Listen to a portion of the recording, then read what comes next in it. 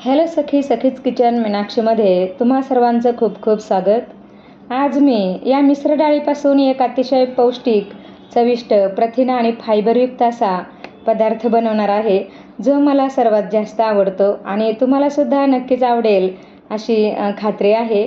चला तर मग रेसिपीला सुरुवात करूयात। यासाठी मी 5 प्रकारच्या डाळी घेतलेल्या आहे। यामध्ये चणा डाळ 2 छोटी वाटी घेतलेली आहे। बाकी एक वाटी म्हणजे मूग डाळ, तूर डाळ, मसूर डाळ, उडीद डाळ आणि तांदूळ घेतलेले आहेत। आता हे आपल्याला एकदम स्वच्छ धुवून 3 ते 4 तास भिजत घालायचं आहे। मिक्सरच्या भांड्यात 5 ते 6 हिरव्या मिरचीचे तुकडे, 1 इंच आल्याचे तुकडे, 1 चमचा धणे, प्रत्येकी अर्धा चमचा जिरं, ओवा आणि बडीशेप घेतलेली आहे।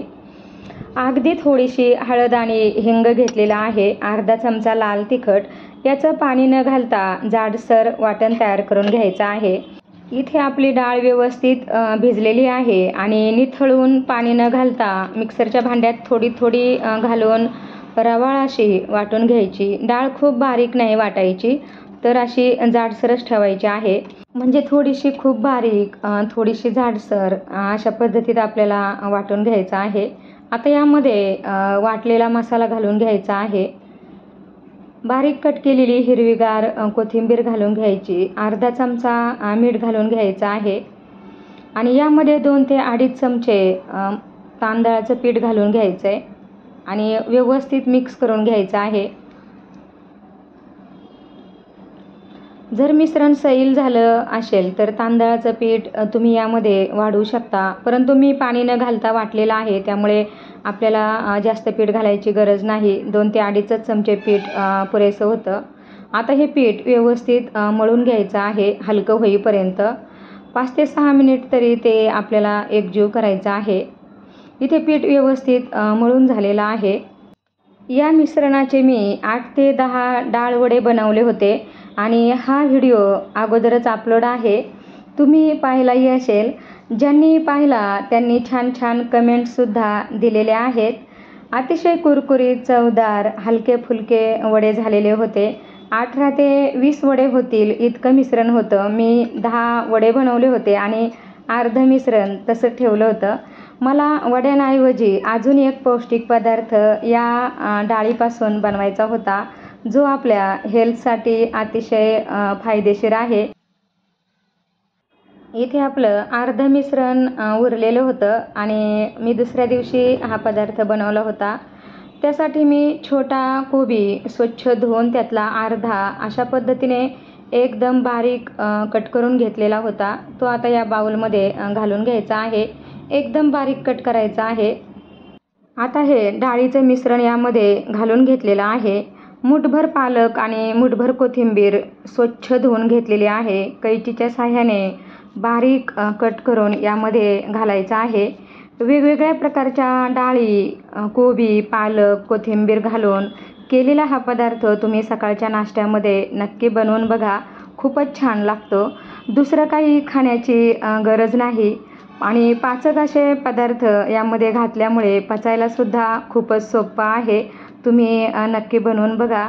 आता यामध्ये अगोदर मीठ आपण मिश्रणामध्ये घातलेलंच आहे, परंतु भाज्या वाढवल्यामुळे अजून थोडंसं मीठ यामध्ये घालून घ्यायचं आहे आणि व्यवस्थित मिक्स करायचं, चांगलं एकजीव करून घ्यायचं आहे।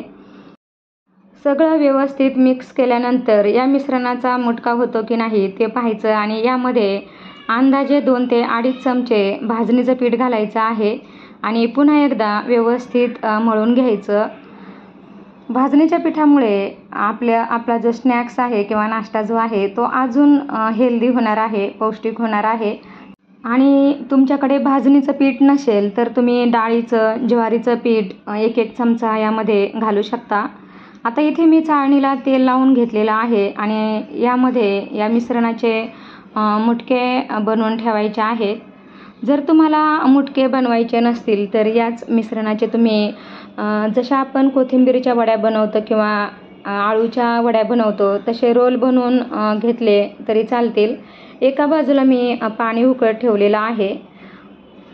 पाणी उकळल्यानंतर आपल्याला त्यावर ही चाळणी ठेवून या वड्या 20 मिनिटे व्यवस्थित, वड्या किंवा मुटके म्हणा, हे 20 ते 25 मिनिट मीडियम गॅसवर छान वाफवून घ्यायचे आहेत. 20 ते 25 मिनिटांनी मी गॅस बंद करून चाळणी बाजूला काढून ठेवलेली होती आणि आता हे मुटके किंवा आपल्या ज्या वड्या आहेत त्या व्यवस्थित गार झालेल्या आहेत. गार झाल्यानंतरच आपल्याला एका ताटामध्ये त्या काढून घ्यायच्या आहेत. 20 ते 25 मिनिटे मीडियम गॅसवर शिजू द्यायचं, म्हणजे वड्या खूप छान वाफवल्या जातात. तुम्ही बघू शकता खूप खुसखुशीत वड्या झालेल्या आहेत, छान झालेल्या आहेत. आता याचे आपल्याला छोटे छोटे तुकडे कट करून घ्यायचे आहे. या वड्या आपल्याला डाळ वड्यांसारख्या तळायच्या नाहीत, तर अगदी थोड्याशा तेलावर चांगल्या फ्राय करून घ्यायच्या आहेत. ज्यांना तळलेल्या गोष्टी खायच्या नाहीत तेव्हा त्यांनी नक्की अशा पद्धतीने बनवून खा, कारण डाळीसुद्धा नियमितपणे पोटात जाणं खूप गरजेचं असतं. आता तेल चांगलं तापलं की यामध्ये राई आणि जिरं घालून घ्यायचं आहे. राई जिरं छान तडतडू द्यायचं आहे. त्यानंतरच यामध्ये भरपूर कढीपत्ता घालून घ्यायचा आहे. अगदी थोडासा हिंगसुद्धा यामध्ये घालून घ्यायचा आहे. तुम्हाला अजून तिखट चटपटीत हवं असेल तर यावेळी लाल तिखट आणि ठेचलेला लसूणसुद्धा घालू शकता. फोडणी चुरचुरीत छान परतली की यामध्ये या वड्या घालून घ्यायच्या आहे आपण कट केलेल्या. आणि तुम्हाला माझ्या रेसिपीज थोड्या जरी आवडत असतील तर एक लाईक आणि एक छानशी कमेंट नक्की करा. व्हिडिओ जास्तीत जास्त शेअर करा आणि आपल्या चॅनलमध्ये कोणी जर नवीन आलेले असतील तर सबस्क्राईब करा.